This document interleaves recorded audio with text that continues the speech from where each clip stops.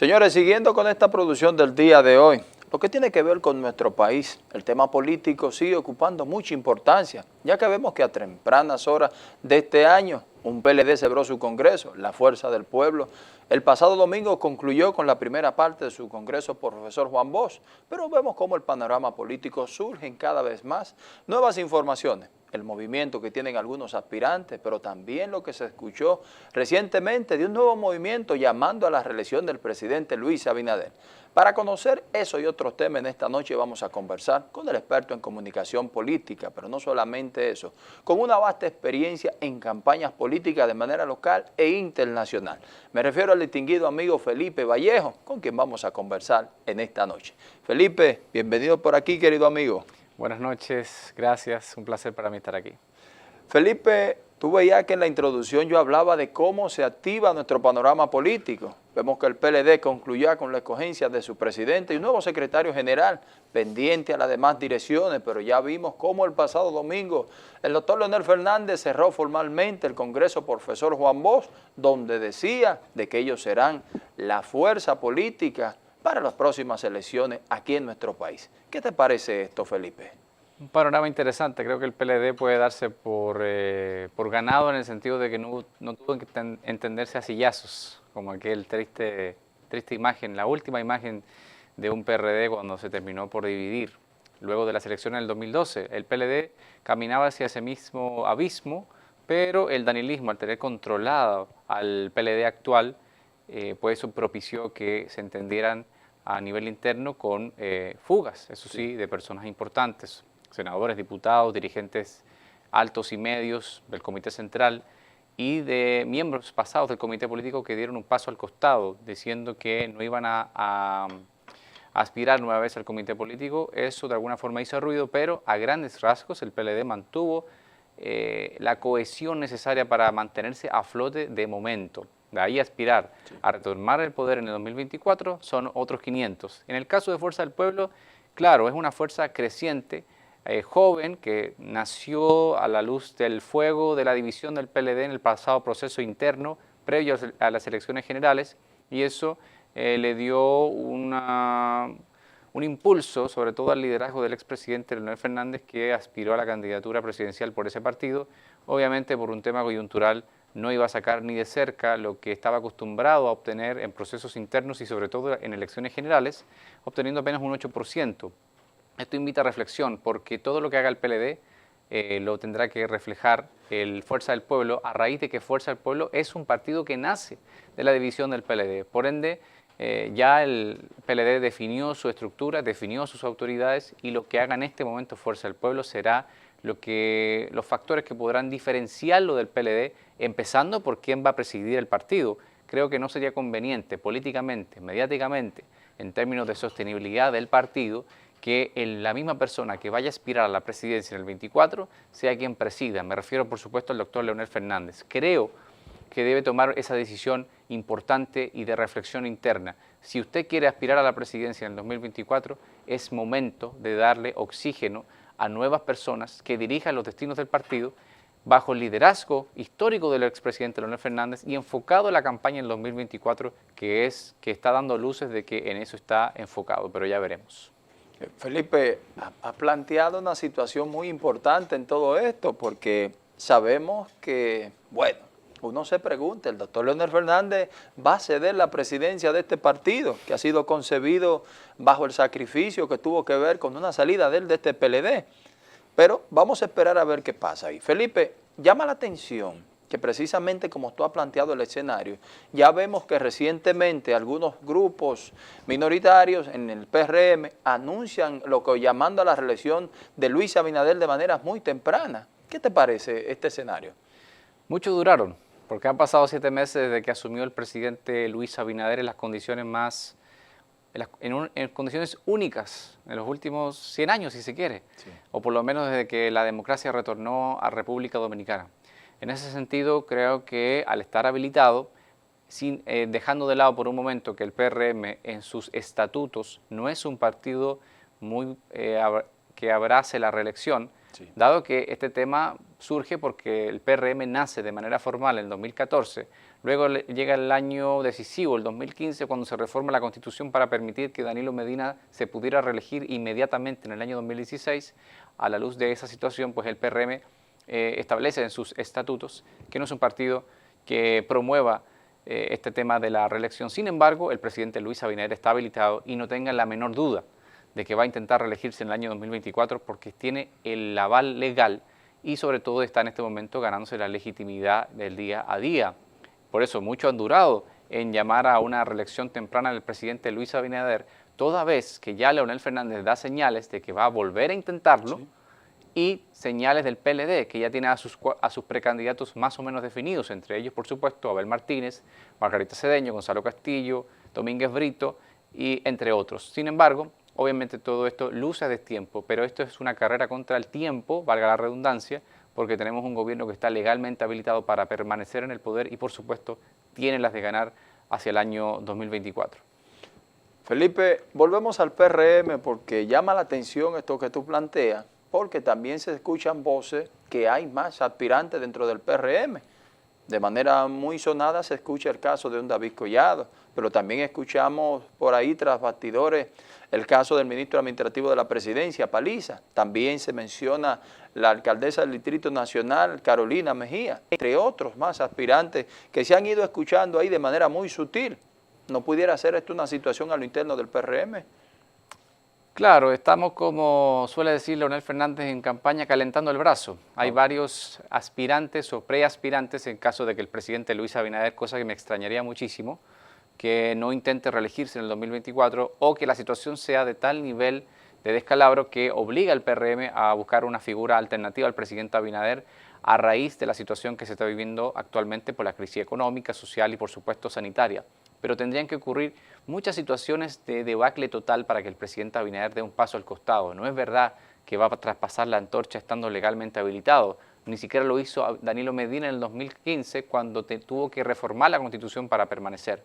Lo volvió a intentar en el 2019 y esa situación pues provocó la división del PLD y permitió que Abinader hoy día sea presidente de la República. Creo que las figuras que mencionas pues tienen posibilidades hacia el 2028, porque hacia el 2024 me parece a mí que la boleta presidencial del PRM está definida. Muy bueno. Felipe, muy profundo siempre tus análisis. Creo que vamos fijando ya un poquito esto. Felipe, algo que también llama la atención, la imagen o marca de nuestros partidos. Vemos en el caso del PRM que en su momento se presentaron figuras de manera fresca, el caso de José Ignacio Paliza y Carolina Mejía como secretaria general de esta organización. Vemos que en un congreso del PLD viene Danilo Medina a la presidencia, el caso de Charlie Mariotti, que tal vez no son figuras tan jóvenes. ¿No pudiera esto afectar la imagen de estas dos marcas como partidos políticos? Por supuesto, y creo que era un requisito indispensable del PLD para realmente relanzarse a ojos de la opinión pública, donde hoy por hoy no goza de gran popularidad, dado que tiene 16 años sobre sus hombros de gobierno, con los escándalos recientes y, por supuesto, la caída del voto, del sistema de voto automatizado que le costó ya la parte final de la credibilidad del gobierno de Medina. Los meses finales fueron de prácticamente parálisis y un enfoque total en tratar de rescatar la candidatura que ya estaba sentenciada de Gonzalo Castillo. En ese sentido, el PLD en esta coyuntura, siendo partido de oposición por primera vez en 16 años y de los últimos 24 solamente había sido 4 años opositor, pues tiene que acostumbrarse a su rol y hablar de renovación, de esperanza, de alternativas a lo que está ofreciendo actualmente el PRM.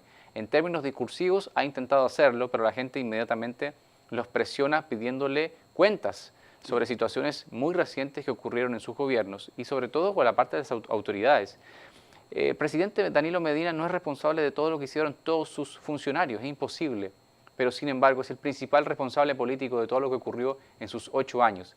En darle la presidencia del partido, del PLD, al principal responsable político de todo lo que aconteció, bueno y malo, en los años recientes, es un riesgo demasiado alto en términos de venderse como un partido renovado. Lo propio Charlie Mariotti. Entonces, se distancia mucho del PRM, porque en el 2017-2018, cuando se renuevan las autoridades de ese partido, hoy partido oficialista, cae en la presidencia José Ignacio Paliza, de 36, 35 años en ese momento, Sí. y de Carolina Mejía, una figura completamente nueva, femenina y fresca, que hoy goza de popularidad y que tiene en sus manos la alcaldía del Distrito Nacional. Por ende, creo que esa diferencia es importante de cara a lo que pudiera ocurrir en el año 2024, porque el PRM sí puede hablar de que hay oportunidades para mujeres y para jóvenes. No puede decir lo mismo el PLD, y cuidado, Fuerza del Pueblo, porque evidentemente, aunque es un partido nuevo, no puede ser un partido que nació viejo. Es decir, también debe reestructura de cara a lo que pudiera ocurrir en el proceso electoral venidero. Felipe, permíteme hacer una pequeña pausa porque conversar contigo no nos permite ni siquiera, pero hay compromisos que hay que cumplir. Nos vemos en un momento aquí en este espacio. Señores, volvemos por aquí en esta interesante conversación con Felipe Vallejo, experto en comunicación política, pero con una vasta experiencia en procesos políticos de manera nacional e internacional. Felipe, hablamos de las imágenes de lo que son esas marcas de nuestros partidos políticos. Hay un tema que se pone de manifiesto, que son las 3 causales del aborto, pedido por diferentes sectores, unos que están de acuerdo, otros en contra de que se permita 3 causales. ¿Pudieran este debate que tenemos a la aprobación de un código penal afectar las imágenes en el caso del PRM con la presidencia de Luis Abinader y los demás partidos, el caso del PLD que dice que está de acuerdo con la colocación de las 3 causales y la Fuerza del Pueblo también, que ha externado su posición? ¿Pudiera este debate afectar la imagen de los partidos políticos, Felipe? Definitivamente, sobre todo de cara al tema de ser consecuentes, porque la campaña pasada del presidente Luis Abinader estableció con mucha claridad su posición favorable hacia aprobar las 3 causales dentro de la reforma necesaria ya urgente que implica revisar el Código Penal. Lo reiteró en diciembre pasado en una entrevista con un medio internacional donde decía que su posición personal y por ende como presidente de la República es que se incluyera las 3 causales, no la despenalización total, sino la inclusión de estas 3 causales. Obviamente es un tema muy espinoso porque la República Dominicana desde la época de Trujillo, con esa firma del concordato en la parte educativa, con la influencia de la Iglesia Católica, pues evidentemente que la cultura dominicana fue abrazando mucho de esos valores de la Iglesia, de esos dogmas, y evidentemente que este tema de las causales choca con aquellos dogmas que fueron impregnándose en la cultura dominicana durante décadas. Entonces, para un político hay que hilar muy fino para no caer en la inconsecuencia, no tener ese distanciamiento con una parte del electorado, pero tampoco romper relaciones con la Iglesia, porque eso es muy delicado desde el punto de vista electoral, sobre todo considerando que es un presidente que tiene la reelección en la mira. En ese sentido, el PLD ha aprovechado el escenario y ha dicho que apoya las 3 causales, pero hay que preguntarle inmediatamente al PLD, ¿por qué usted no lo hizo cuando tenía mayoría absoluta, sobre todo en el año 2016? En el año 2016, cuando Danilo Medina se reelige, el PLD sube su cuota, la aumenta en 30 a 40 diputados, porque en ese momento habían cerrado filas los leonelistas y los danilistas, tenían mayoría absoluta y se había hablado de que el presidente Medina efectivamente observó el Código Penal porque no incluía las 3 causales. Él llama a pedir las 3 causales y lo somete al Congreso Nacional y luego queda en el olvido. ¿Por qué queda en el olvido? Bueno, habría que preguntarle al presidente Medina por qué impuso su criterio y bajó línea en muchos otros temas y en este simplemente lo dejó en el aire. Entonces eso al PLD le ha costado en este sentido por el tema de credibilidad y por eso no le han marchado, no han atacado tanto al PRM en esta coyuntura, porque tampoco el PLD tiene la moral para poder venir a exigir lo que ellos no dieron cuando tenía mayoría absoluta. Lo de las 3 causales evidentemente es una polémica, pero es un debate necesario. Creo que en este momento se va a aprobar el Código Penal, sí las 3 causales, y esta pasará a una ley especial donde nueva vez tendremos que ver cómo evoluciona este tema, teniendo en presente también que la ley de referendo, de la cual muchos han hecho mención, ni siquiera está aprobada. Entonces, Felipe, ¿pudiéramos nosotros plantear un posible escenario aquí como lo que pasó en un momento en Colombia con La Paz, o tal vez con el caso del Brecht, que vimos toda una situación así? ¿Pudiera darse una situación de este tipo aquí, Felipe, con ese tema del referendo? Si hay un pacto político de las fuerzas mayoritarias del país en función de que se apruebe la ley de referendo, para ponerla en práctica con la ley especial que caería con las 3 causales, pues entraríamos en una situación muy delicada, porque hay quienes sostienen, y me incluyo en esta parte, donde los derechos de las mujeres en términos reproductivos no pueden estar sujetos al principio de la popularidad o de lo que considera la mayoría de la gente.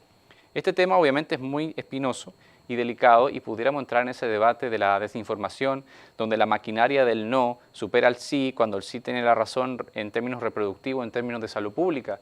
Obviamente habría que ver primero, habría que existir un acuerdo de las fuerzas políticas, luego habría que aprobar la ley de referendo y luego habría que someter la ley especial a esta práctica para recién poder hablar de un escenario potencial que pudiera vislumbrarse con relación a lo que ocurrió en el Brexit con Inglaterra, sí, donde la desinformación fue realmente y lamentablemente fue la gran generalidad de ese proceso, sobre todo considerando también lo de Colombia con el proceso de paz, donde ganó el no, y después se le buscó la vuelta legal para que finalmente el acuerdo de paz con las FARC y otras fuerzas paramilitares pues se aprobara finalmente. Pero eso es una conversación que tendremos más adelante si es que esto va caminando en esa dirección. Por lo menos el presidente Abinader ha manifestado que es una solución, digamos, salomónica, en función de lo polémico que ha sido el debate de estos meses. Muy bien. Felipe, otro tema también muy interesante que pudiera tocar lo que es el panorama político. La pandemia del COVID-19 ha causado estragos de manera masiva en todos los sectores. La política no ha estado exento de esto. Vemos que el panorama ahora, entre lo que es la gestión, el manejo que le ha dado el gobierno a lo que es la salud pública, ahora con esta campaña de vacunación, ¿pudiera esto favorecer de manera positiva la gestión de gobierno de Luis Abinader? Definitivamente. De hecho, el New York Times sacó en estos días recientes que de los pocos países del hemisferio que van a poder cumplir con la vacunación total de su población antes del año 2022 será República Dominicana. Esto, lo he dicho anteriormente, podría definir de manera positiva la presidencia de Luis Abinader de cara a lo que pudiera ser su reelección en el 2024, pero sobre todo porque cada presidente en cada periodo específico está definido por ciertos temas y coyunturas. La coyuntura educativa, a raíz del pacto, del pacto por el 4%, definió la primera gestión de gobierno de Danilo Medina. Eso fue positivo para él. Luego, en su segundo cuatrienio, fue definido por el escándalo de Brecht y no salió muy bien parado. En estos primeros 4 años de Luis Abinader, de 8 posibles, evidentemente que la vacunación, la superación de la pandemia y la gestión de la crisis sanitaria para poder reactivar de manera integral la economía será lo que definirá su presidencia. Hasta ahora, del 1 al 10, evidentemente que está más cerca del 10, pero todavía es muy temprano para decir. Muy bien. Felipe, mencionaste justicia ahí con Odebrecht, otro tema que también ha llamado mucho la atención, el manejo que se ha dado a la justicia, como se ha llamado una justicia independiente. ¿Dentro de qué orden pudiera esto favorecer esta gestión de gobierno? No pudiera favorecerle tanto como la percepción en sí misma. Dicho esto, porque el propio presidente Abinader ha establecido una línea, una raya de pizarro entre su gestión de gobierno y lo que haga el Ministerio Público.